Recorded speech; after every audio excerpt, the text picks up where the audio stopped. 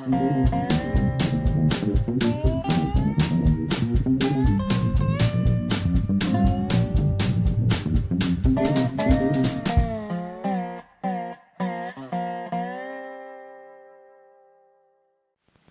is Dave Monk at Prairie Monk, WAFT Champaign 90.1 on your FM. And dial. Dave on the board.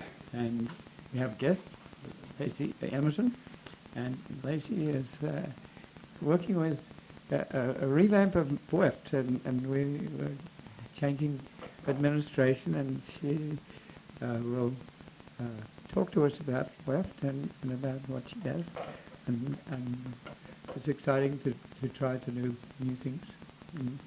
You work with Morgan Rush, who is the administrative officer. Yep, Megan, yep. Megan. So, chronologically, we did a lot of stuff last week. So, we went to the groundbreaking of the Kickapoo Trail.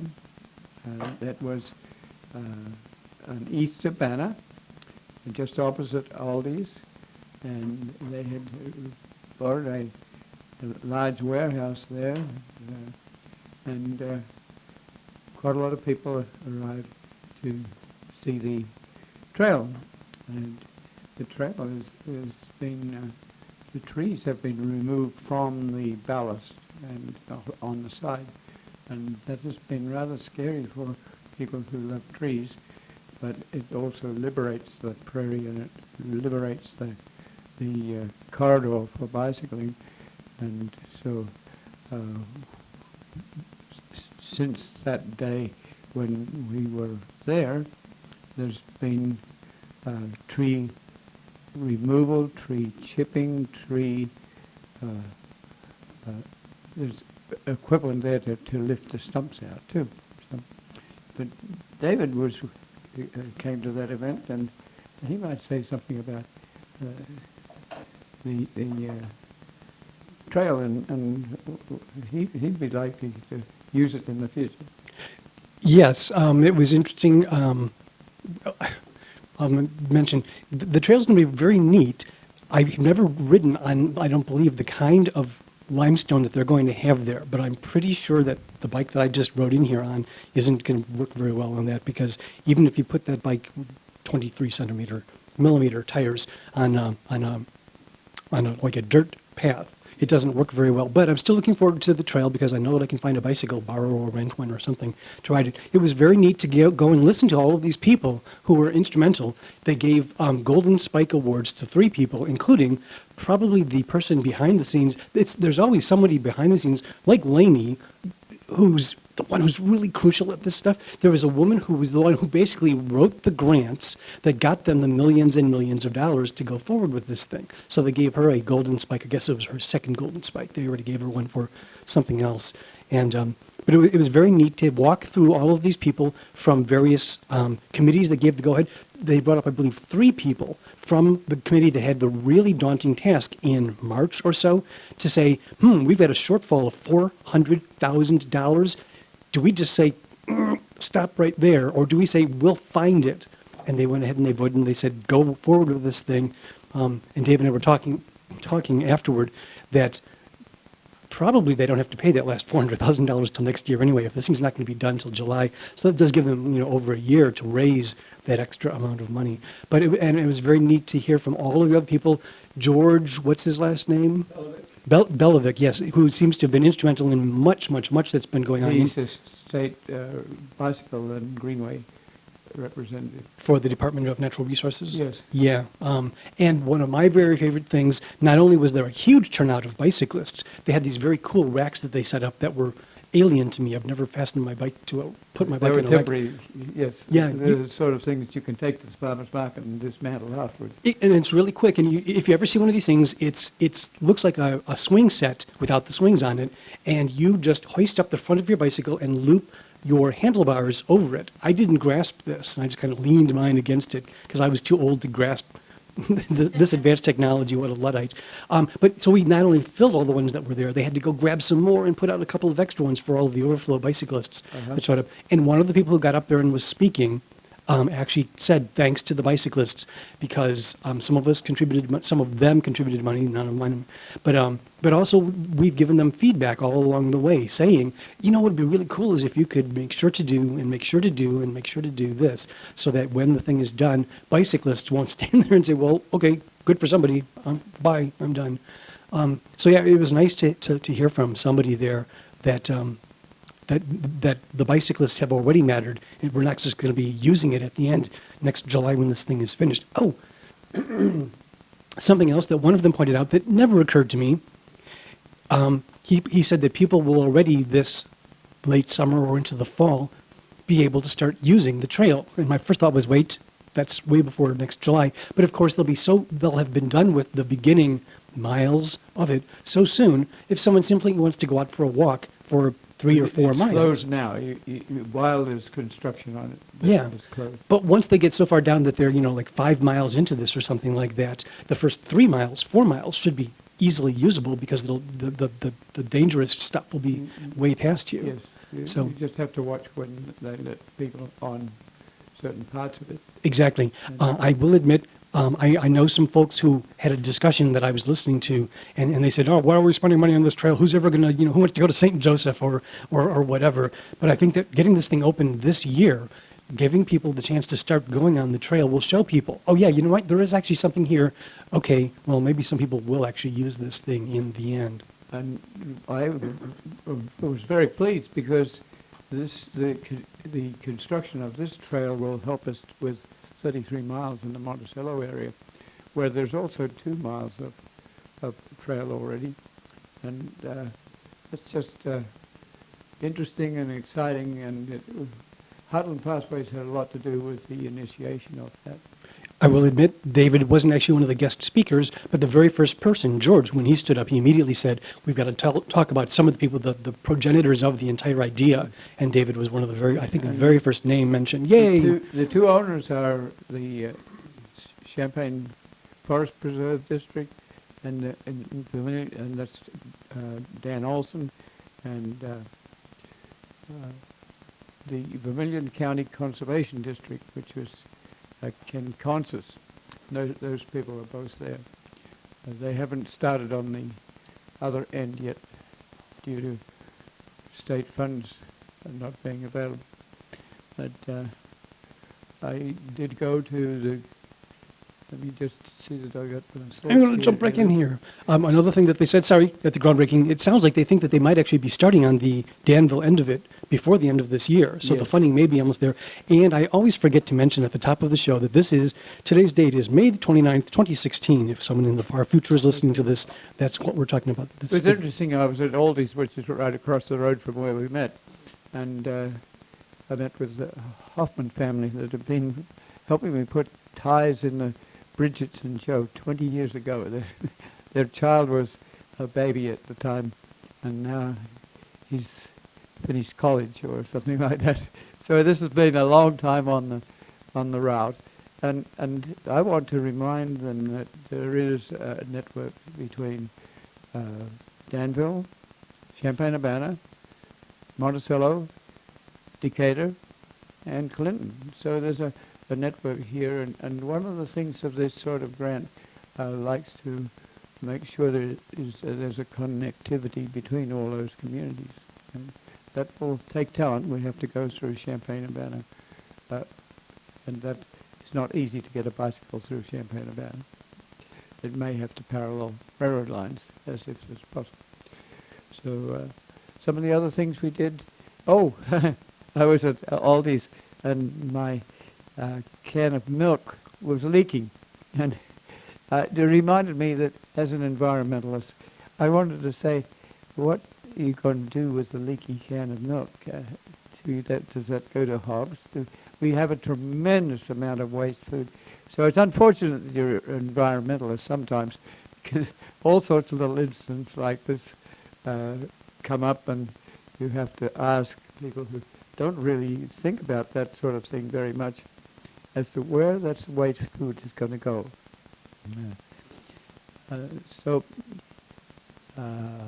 Herbicides. Monday we had Ron Sleater from Decatur came, and we herbicided, or basically Ron herbicided teasel at Rantoul, and he was looking for Golden Alexander. Golden Alexander is a carrot family prairie plant that flowers early in the spring, and it's very friendly. So we were looking for patches of that. Ron has a prairie in Clinton, Iowa, and he's been working on that for years. I went to Grand Prairie Friends meeting. I want to encourage Grand Prairie Friends to do more with prairie. They have morphed off into doing things with 600 acres of trees, but we really had a lot to do with creating Grand Prairie Friends, and it was mainly to try and gather up prairie. But there's not very much prairie around. But I want to remind you that Grand Prairie Friends will be leading a field trip at the North American Prairie Conference, which comes up in July. They'll be leading that field trip on the 19th. So the conference goes from the 16th through the 20th. And it's at Bloomington, which is very close at hand. I had to go to support a request for proposals at the Monticello City. They're wanting to concrete sort of chipped limestone corridor that David is talking about. And again, we were talking about connectivity and networking. City Council has been doing interesting things. Two of the city councillors long-standing have resigned to do other things. One was Marcy Dodds, who went off to Chicago. His husband that we know very well from city other things. And Vic McIntosh has been a council person for a long time. So these people Marcy at a previous meeting and Vic on Tuesday night. But they had study sessions on recycling and on communications. I wanted to say that we have like now the best part of 100 one-hour programs up on YouTube and on Urbana Public Television with the courtesy of Urbana Public Television. And I was reminded that Champaign doesn't do that. I was wanting them to do more themselves. That they've decided to do their communications within their framework. So it's mainly for city staff people or the public relating to the city, whereas Urbana tends to enjoy going out and getting other people like WEF sessions and the like in our own program to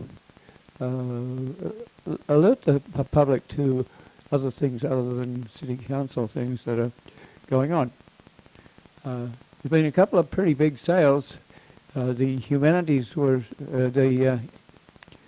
not the humanities, it's basically a sale for the dog pound. And last year they got $60,000. They have a huge sale at the county fairgrounds. And the Idea store has been active. It's got extra space for a gallery, but they're having a fabric sale. And I was impressed by the range of fabrics there. Next door to us, Mike and Molly's is retiring, and there were people there this weekend, and there's still a couple of days left. So we've had a friendly association with Mike and Molly's, and WEFT has been there for WEF Fest and the like, and we hope we'll continue with Carlos and the buyers. But there's been a lot of friendly remembrances at Mike and Molly's. In our own building, we have paid more attention to trails and prairies and other things, and one of our windows has been falling out, so we've had to repair that. So Kim Campbell has been working on that. So there are a range of things that we've been involved in the last week. So let's get to Lenny Emerson. Yeah. And I first encountered her when she came I was doing recycling, and she's grown up with a family that recycles. She's a family person. She has 2 children, and that takes talent to do that and to do jobs at the same time. And she's also been doing degree things with College of Agriculture and with recreation. And so I'm going to let her tell you a little bit more about herself, because if you come to WEF, you're going to encounter her. And tell us what you do at WEF. Thank you both for having me this morning. So with WEFT right now, I am our services coordinator. So I know that sounds a little general, but my goal is to help all the volunteers at WEFT feel comfortable and that they are successful and have somebody helping them, enjoy their show at WEFT. I also help try and make the building look the best that I can, fix things up, put up paperwork that have maybe been missing recently, so put that stuff up for them. I'm also trying to build a community back within WEFT, let everybody know that WEFT is a community in ourselves and that we are here for each other and support each other, and also getting us into the Champaign-Urbana community. I'm taking us and doing tabling events at new farmers markets in town, Saturdays farmers markets, different festivals, really trying to get our face of WEFT back in the community. So. Okay. Yeah. You have a degree. Tell us what you've been studying. Sure. So I got my undergrad from Western Illinois University over in Macomb, so a little ways from here, but I went and got an agricultural and animal sciences degree. It's my bachelor's. I started my master's there in recreation. So I ended up moving home when my dad was really sick my senior year, and then I finished my master's at U of I in recreation sport tourism with nonprofit and volunteer management focus. So kind of random, but I enjoy all of them. So then I started working in vet clinics, started doing kind of things that were my passion, trying to blend them together. I started doing dog day camps, doggy boarding, play care, things like that. So then I had 2 children, stayed home with them for 2 years, started working with a pet rescue. So have worked in Champaign-Urbana, finding dogs and cats homes, finding them good families, and now I'm at WEFT. So Sometimes you bring a dog. sometimes I do. Sometimes I bring a dog. I have a puppy. He's a coonhound puppy. The rescue I work with, we pulled him and his 8 brothers and sisters from a barn over past Bloomington. He was a very sick puppy. We thought he was actually dead on the way home, but I've nursed him back to life, and now I have this crazy 40-pound puppy running around my house that I am in love with. So Yes. Do you foster? I do. Dogs? I do. So sometimes I bring home fosters until they can get to their new foster, their temporary foster, I should say. But we bring dogs and cats home randomly, so they have a safe place to land for a few days. And then sometimes I have a foster fail, like my cat and my puppy that I've decided to keep. Yes. And you get attached to these creatures. I do.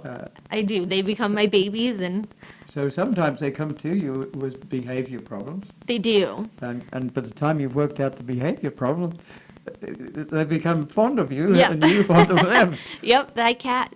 We've got a cat who was a really rare exotic breed kitten, but was found walking on the streets of, I think, Douglas County or something.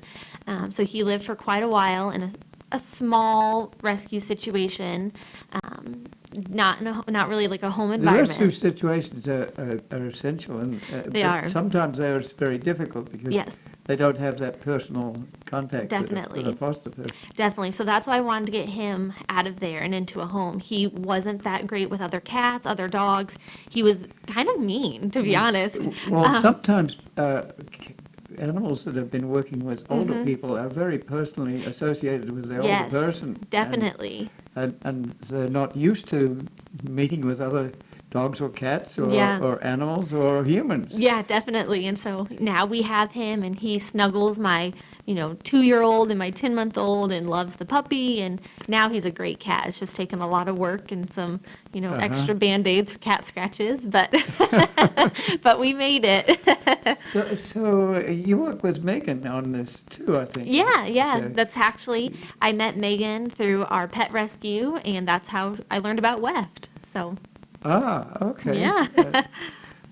So, when I first met you, you said something about your family had been involved with recycling. Yeah. Tell us a little bit about that. Yeah. You've probably even written on recycling vans and things like Yeah, that. yeah, absolutely. So I grew up, my dad was a recycler. It was his passion. Everybody's got their passion, and recycling was his. He wanted to make the world a little bit better place any way he could. Is he a dumpster diver? He was. It's ingrained in me. It's in my bones. I just this week pulled out 50 pounds of communication cable. Oh my gosh. Put it in the garbage to go to the landfill. I took it to Max. Yeah. And I got $9 for it. It's hardly worth taking by the time Right. you fire up your pickup truck. Mm-hmm. But just the idea that an electrician would put that amount and do it probably every day Yeah. during the week. It's sad to know that that's going to go sit in a landfill. If somebody like you or my dad didn't stop it, it was going to go sit in a landfill and, Yes. take up space. That's really sad to me. So, but yeah, I grew up with my dad. We recycled everything we could. He was a, dumpster diver. You could not drive through Champaign-Urbana without him making you stop the car for him to get out and search in a dumpster and bring home a treasure. But, it sparked that in me. And so he would bring home special treasures that were in good shape and some not in good shape that we had to fix up. But it taught me that there is beauty in those things and that you can fix them, and there's no reason you need to throw it away and buy a new one. So, Many of the chairs in the facilities at WEF yeah. are recycled materials, starting with the studio, which was barnwood for a long time and still is in parts. Yeah. And Bill Taylor and others have been instrumental in doing that. And that you find organizations that actually take in lots that are Yeah. out of status or something like that. Mm-hmm. And you can go to places like Galesburg and buy Yeah.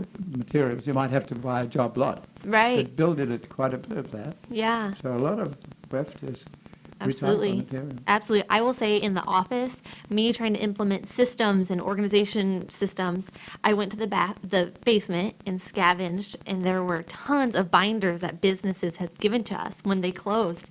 And so my entire office is recycled things. Yes. But it's wonderful. And Each it's one of those manila folders is Yeah. worth 8 cents. Isn't it? Yeah, yeah. We just recently mailed out all of our spring pledge drives, the gifts for them, and every single envelope Megan and I had, requested people save, and we reused it and we retaped it, and we saved a good deal of money, but also saved that garbage from, Yes, absolutely. hopefully the people that receive them in the mail also save them, bring them back to us, and we'll use them again. So, Yeah. So.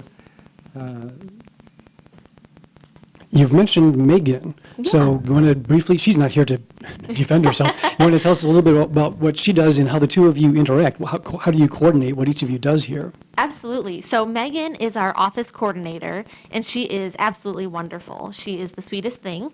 So we work closely together, managing, make sure every day-to-day aspect of the station is taken care of. Megan does a lot of the day sheets, processing the public service announcements, more of the hands-on keeping in the station, in the booth running. I work more face-to-face with people, chatting and talking, and but we have made a great team together, so. Yes, she rides a bicycle. She does. Comes around the corner, riding on one pedal, Oh, ready to get off. She's It's ready daring. to dismount. she does. She rides her bike all over. She loves it.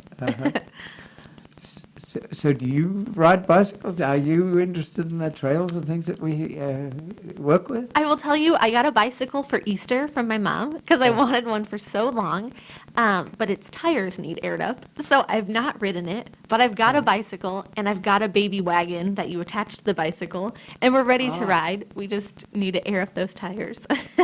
I admire the people that ride around town with baby Yeah. carriages.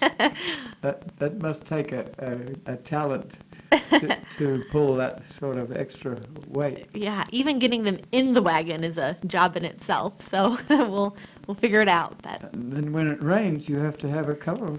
yep. And then you've got crying babies because they're wet. So it's a great fun. Yes. So, in your recreation side of things, Yeah. a lot of the recreators that are in Macomb have come through University of Illinois. Yeah. And so there is that very friendly association. Yeah. And so you have used the recreation you're in the sporting side of things. What sort of things were you concentrating on there? Is this like managing the lack of the assembly hall, or? I focused more on volunteer management and sponsorship attainment. So what volunteers need to be successful, what an organization needs to structure themselves so volunteers can be successful. I don't think volunteers can just walk in and you can put all that weight on their shoulders. You got to No. support them. We need you like crazy. Yeah, well, thank to you. do this sort of thing. Yeah. Yeah, so I spent a lot of time with that, looking how to get sponsors and get some financial support, which WEFT also can benefit from. We need that. I also did a little bit of event planning courses. So I've got a little bit of a Mod Podge. but- Yes. So event coming up here is WEF Fest, Yeah. usually at Mike and Molly's. Yep. And so it often brings friends and relatives, but not a great deal of community people. Yeah, So that's a challenge it for you is. in the future to bring in is. other people to know. And they are interested. I'm are. often out in the street and I'll bring people in. Yeah, yeah. And they're amazed at the number of CDs that are. Isn't that always around. amazing? And sometimes they come in when there's a band playing and they get to stay. And, yes, so yes, that's sort of why I was working with the city to suggest that they too could do something like talk to the people who are the restaurateurs or the bar people to give a little bit of a touch of friendliness, that excitement, but behind it, you really do need sometimes. If you're not very well organized, it can take you twice the time to do a job that you do yourself if you have to organize a volunteer that Yeah. doesn't have that sort of background. So if people know there's an organization, it's good. And we need people like yourself to register the amount of time that they put in. Yeah. And often you can balance that in a grant request so that you not only register the time, but if you have someone who's a computer expert and they're doing, you could put a value on the hours of work that they contribute. So I think your documentation of that. So how many support people do we have on hand now that are sort of community support for WEF? Sure. So right now there are, I believe, 4 or 5 of us technically. There's myself, Megan, and Dylan. So the 3 of us work together on What does Dylan do? Dylan is our underwriting associate. So he's going out working with different companies, local companies, trying to get some financial support for WEFT. So you have that big book that we used to have where we Yes. we used to sign off. Yep. That as- book. Yep. That book got a makeover. It got full. Yep. So that book got a little makeover this week. Megan and I work with Dylan to try and find new relationships in the community, and we also have Bruce Zimmerman, who is a long time, a WEFty himself. He is on the air, but he is also instrumental for Megan and myself to help WEF be successful. Yes, he has physical plant skills. Yes. And Yeah. he looks at a broader picture. Definitely. Like archiving, and David is now Yep. doing archiving. Yeah. So say something a little bit about archiving with Banner Public Free Library. This is WEFT's 35th year, and if you want to know what 35 years of WEFT looks like, let us take you upstairs and we'll show you what 35 years of collecting looks like. We're not hoarders, We do actually clear things out from time to time, but we've still got a room full of vinyl up there.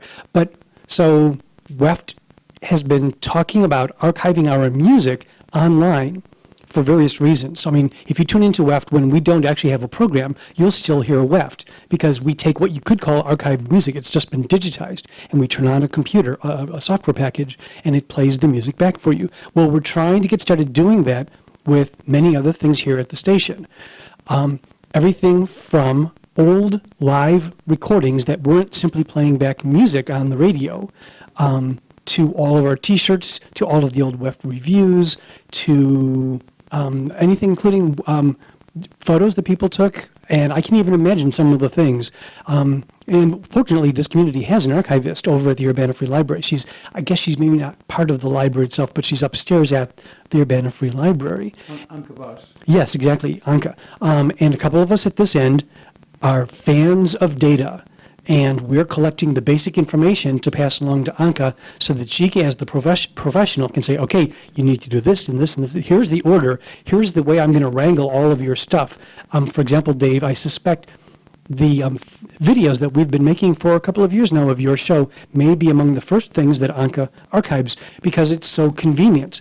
What do we have to do? The UPTV has a spindle of 100 of your shows, and I can simply take that spindle conveniently over to her, and they're willing to give her the entire 100. I don't know if she's willing to accept 100 episodes all at the same time. Well, it doesn't hurt to have them in two places. If you have a file in one place, then they're in another place. Exactly right. And in fact, my understanding is what Anka does, they don't store the things at the Urbana Free Library. They have off-site storage. People are now calling it the cloud. It's basically just a computer that's somewhere else. That's what the cloud is, kids.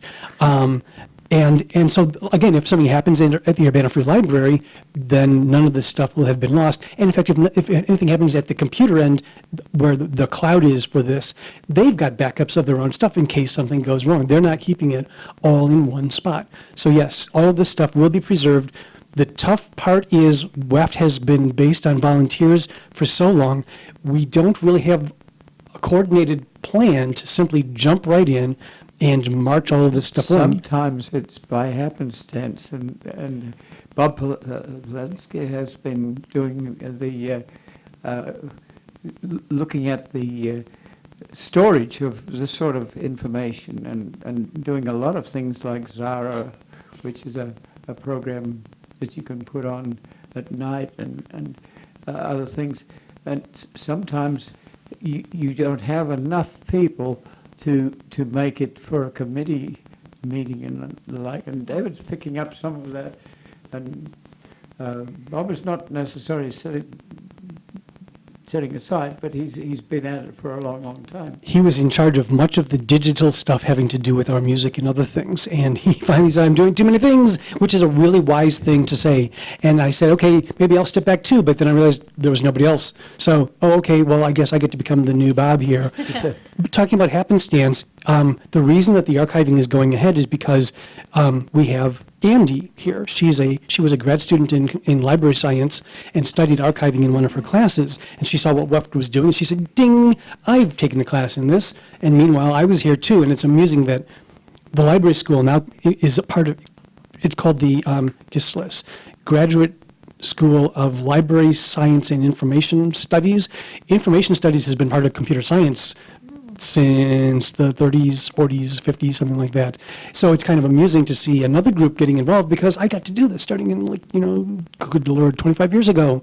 So between the two of us, we're covering the data, the raw stuff, the bits and pieces underlying what people, when we're done, someone should be able to say, Ed Hadley comes on at midnight, Sunday morning, right? So this last midnight, he was on the air. If you want to know what Ed Hadley has done for WEFT, you should be able to go to a computer and type in his name, and it will show you all the T-shirts he's designed, any program that he's been on where we created live stuff that we're allowed to reproduce somewhere else. It's called the Noise Assembly, and anything else that Ed has been involved with.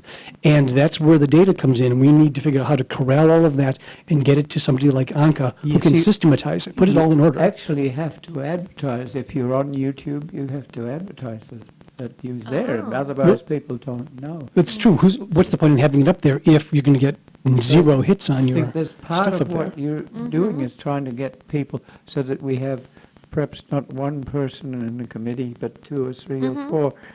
And that's very, very helpful Yeah. to do that. Will you be doing the parade? Yes. Yeah, okay. Yes, West we hasn't are. done the parade for a couple of years. Weft is going to the parade this year, and I'm going to take my dog and my kids and the whole family and hope that more Wefties join me. But it's going to be fun. I'm excited. We walk the parade often, and the Corvettes and the Yeah. fast-moving creatures back up and sometimes leave a gap, and we've got to run to catch up with the parade. Yeah, I'm really excited for it this year. It's very regular.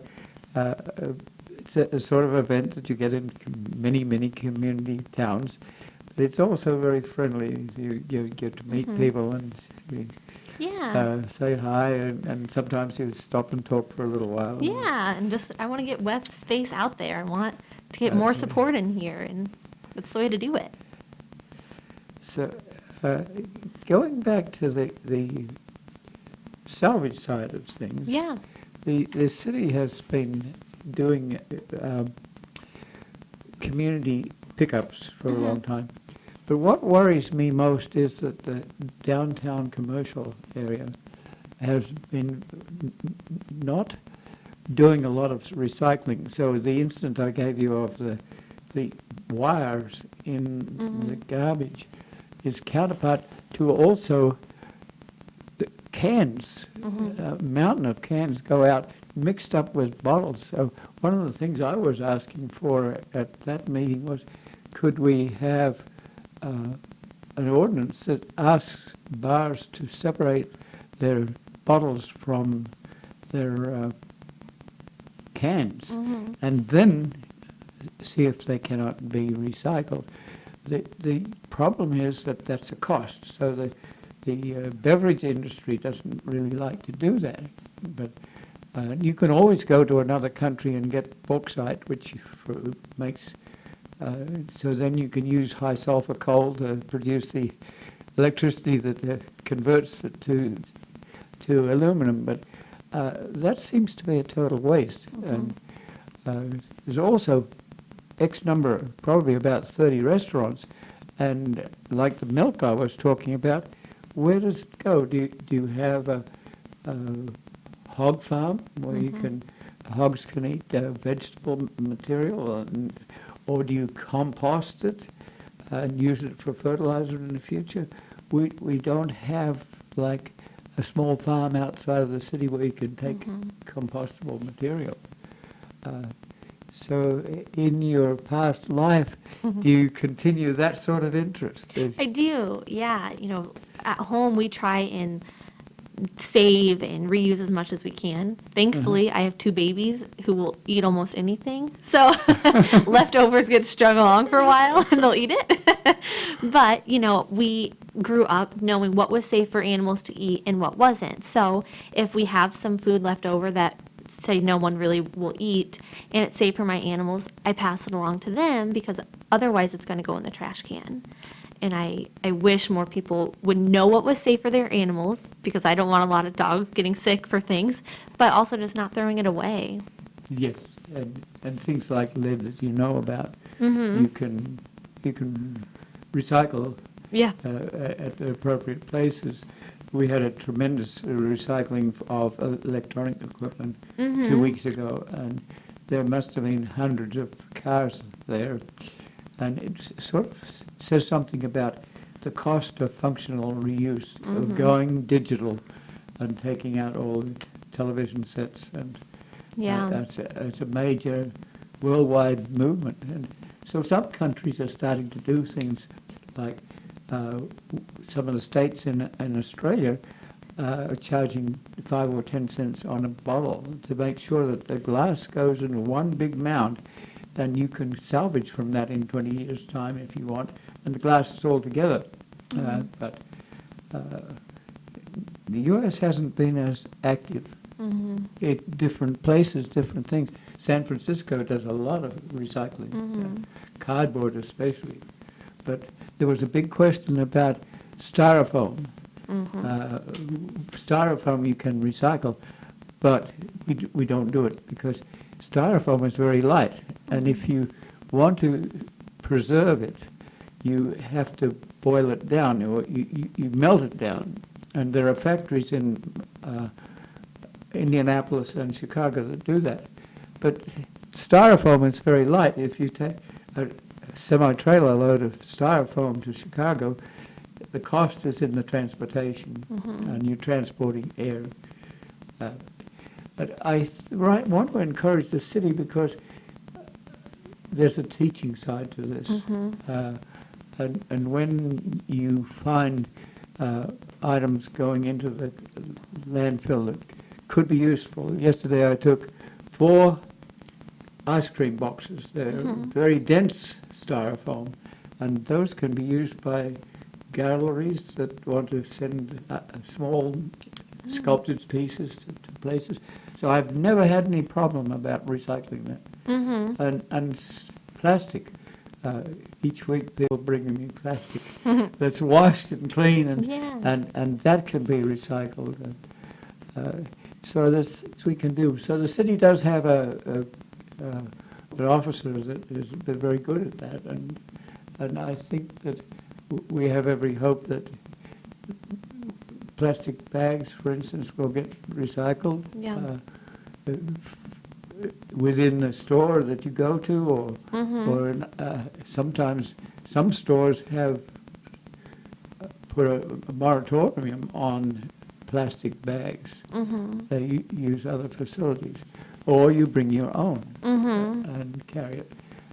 So, yeah, Weft has very little actual garbage. Yep. They have a lot more recyclable garbage. Plus, we fill it a little with neighborhood materials that are recyclable. And ABC especially has been very helpful in taking that sort of material. Yeah. And, we have a little prairie across the way, and the little prairie has been doing very well. And I see people going out there all the time. Yep. I'm amazed at how many people really stop and go over there. I watch boyfriends and girlfriends holding hands, strolling through it, and I love it. Yes, small children go through it very rapidly until they all of a sudden quit. They're expended all their energy, and then they need to sleep. But let me look at the time and see how much we've got. 15 minutes. So, is there any other things that you might want to add to what you're doing? What do you see in the long run? Do you become a leader in the field? How do we look upon you? Do you do things like democratic action, which doesn't always work, or are you an innovator and you're going to go out there and say, this is what we should do this week? I'm going to decide for you. Well, I'm told I can be pretty bossy at home, so I would say that I like to, make decisions and make actions. I think there's a lot of room for improvements in the world, and I think, hopefully, in my life, I will be somebody that helps move those along. We do need leaders, and often. In a different era, we had little old ladies with tennis shoes. Yeah. They were at home with family, and the family had left. Yeah. And they were the people that went to the city council or to the state. Right. And they made a lot of difference. Yeah. Now we're missing some of those people because they're continuing to be employed. Yeah. And it's good that they're employed because they're putting that sort of energy into in a different way. I do think that, people my age, we're coming into a different era. We're coming back into making the world a better place is our priority. I think maybe my brothers and sisters who are... No. It's money. We need money. We do need money. Everybody needs money, but I think people my age are now seeing what needs to be done to kind of help keep things going. Yes. I agree that we watch to see who's invading what railroad bed. Yep. And we hope that people like yourself and others well, look more broadly. One Yeah. of the things we need locally is regional planning. Mm-hmm. We need to say that if we're going to work with Decatur to Danville, and we're going to look at someone like Kevin Elliott riding across the country and wanting to stop off at a place like Alton Park, how do we facilitate that? And that requires some leadership beyond the local city jurisdiction or beyond the county. You need perhaps, in our case, 8 counties. And how do you bring them together? And I think you pick up from your studies some of the skills that are needed to Yeah. bring that sort of thing together. Yeah. Things like that, I love. That's my passion, is facilitating things, organizing them, and connecting people. That's what I love to do. So do you have a lot of WEFT is very good music. Do you have any finger in the pie of music? Not really. Besides listening to music, I don't play any music. I don't have any skills like that, but I do enjoy listening to music. Yes, there's sometimes music is an entree into getting to know people with whom you don't communicate otherwise. So I've always been rather respectful of people who bring music together. Yeah. Yeah, I think it's amazing. I don't have that as a skill at all. David has a skill at Yeah. gaming. He brings together people with games. Okay, there's enough things going on here. We're going to leave games out of this episode. Dave steps in as director for just a moment and says, "No, but Lenny, I wanted to find out from you. So you got this bicycle. Yay! Get that Yeah. bike pump. You will enjoy it. I know. Pump up those tires. Make sure you're probably 60 pounds per square inch. So just get them pumped up properly and get out there. But since you've got the bike on hand, you've probably looked around the neighborhood and the whole community. Have you already spotted places? Oh, yeah, when I can bicycle, I'm going over there. Yeah, out in the Boulder Ridge area, there's a really nice bike path. It's very wide. I've walked it a lot with my dogs and my stroller, but it's really wide. It goes around several ponds, goes directly to a park. So there's really a great opportunity. It's, some open space as well, so it's not a lot of traffic. Where is that? Boulder Ridge is out like Staley Bradley.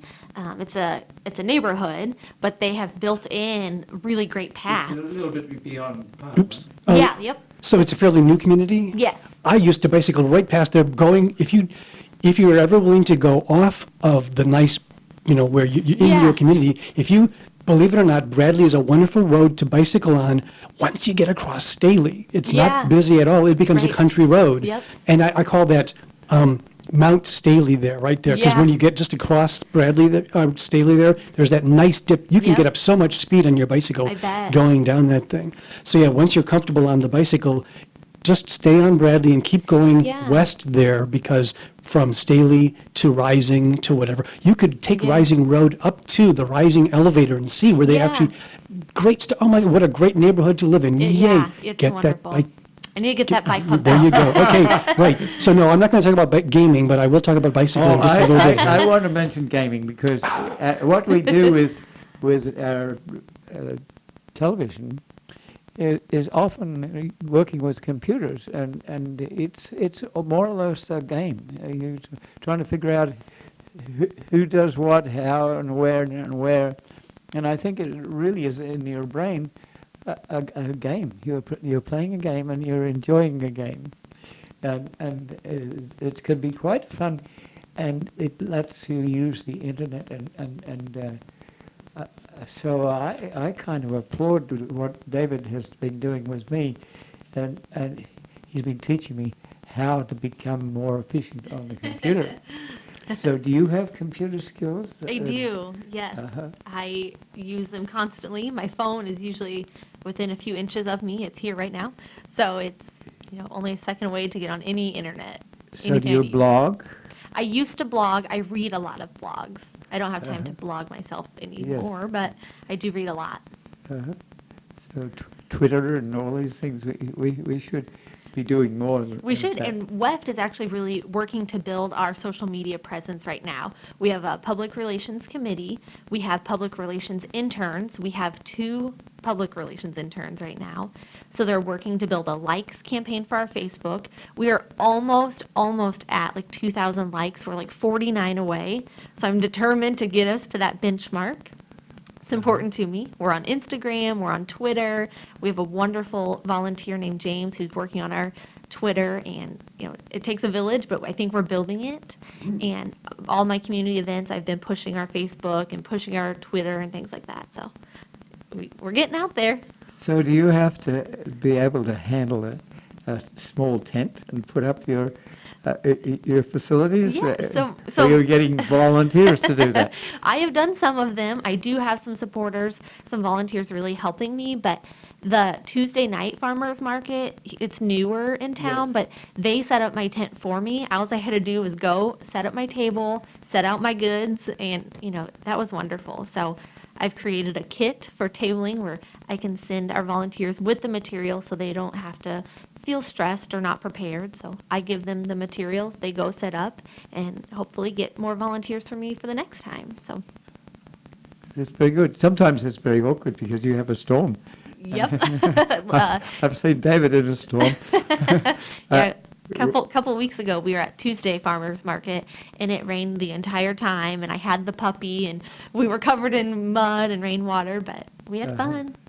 So, with the puppy, will you continue your veterinary medicine things so that you become a person that is sort of passionate about that facility? I am really passionate about animals. That has always been my first passion.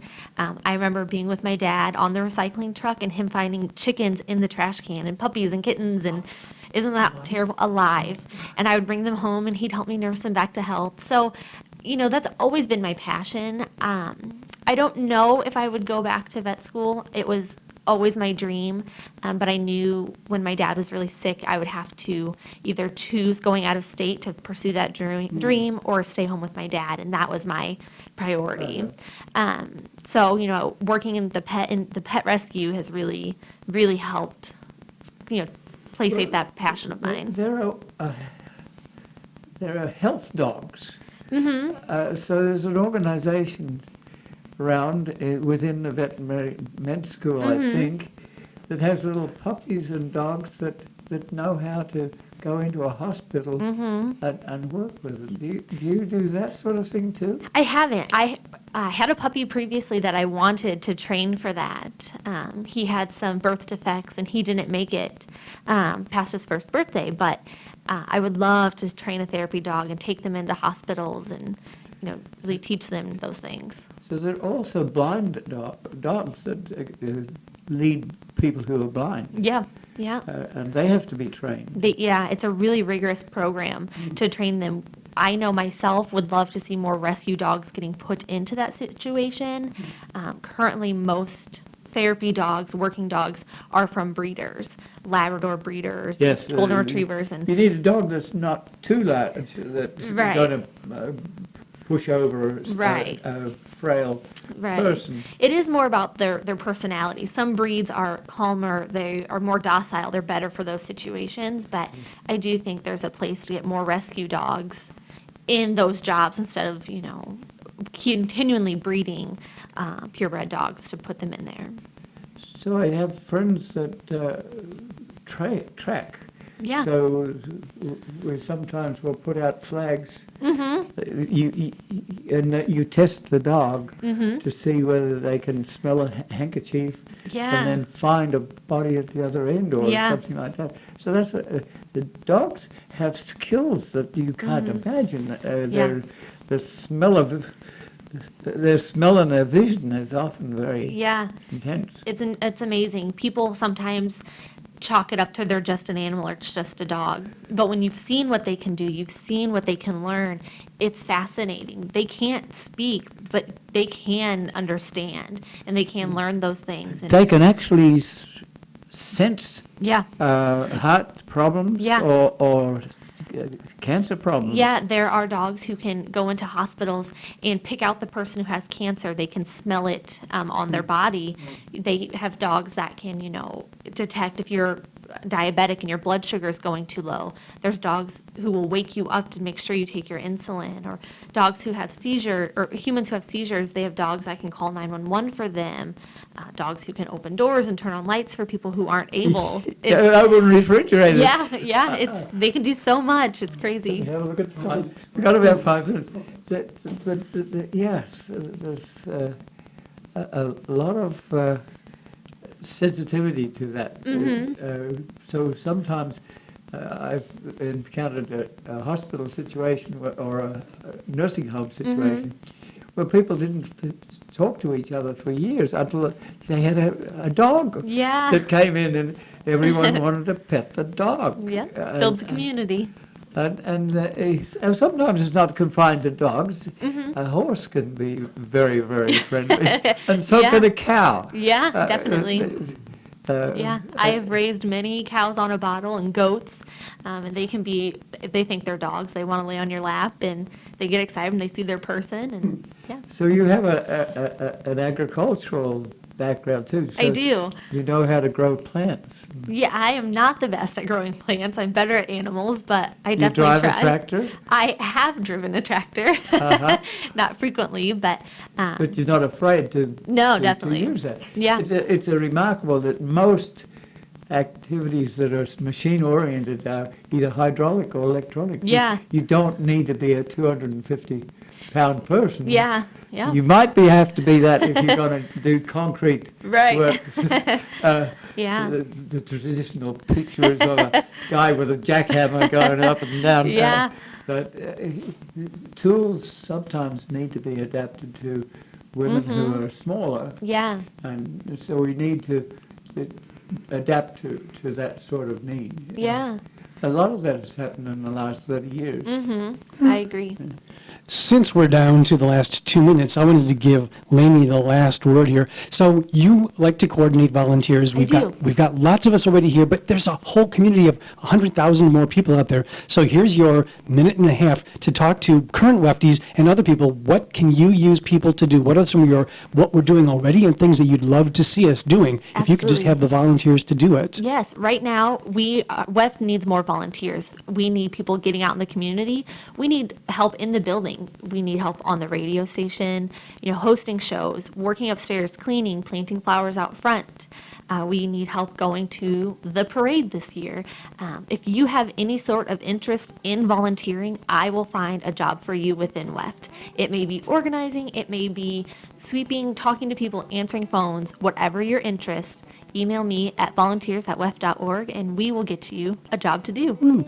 Dream job, dream thing you'd love to have volunteers for. You know what? Someday you'd like to have enough people doing other things that you could have somebody doing what? Being our face in the community. Getting out there and wearing, whoops, I'm not wearing one t-shirt. That happens so Yeah. seldom. Wearing a WEF t-shirt, getting out there, getting our schedules to people, making connections face to face, letting them know how amazing WEFT is. I know WEFT is amazing, and we need to let everybody else know WEFT is amazing. And that's what I need. So I don't always have the time to go to every event. So Sure. One of the things that you do too is, I think, you try to adapt people to the interests that they have. Yep. It may be that they are retired and have a skill that Yeah. they can use.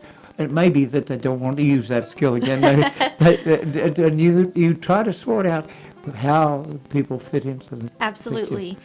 Everybody has a skill, everybody has a passion, and I will make sure we take care of that in WEF, match it to a job. So We're done. This is Dave Monk, your Prairie Monk, WEFT Champaign, 90.1 on your FM dial, and this is Lainey Emerson. Emerson, and David is on the board. That's right, Dave on the board. And as always, the views and opinions expressed are solely those of the speakers and nobody else.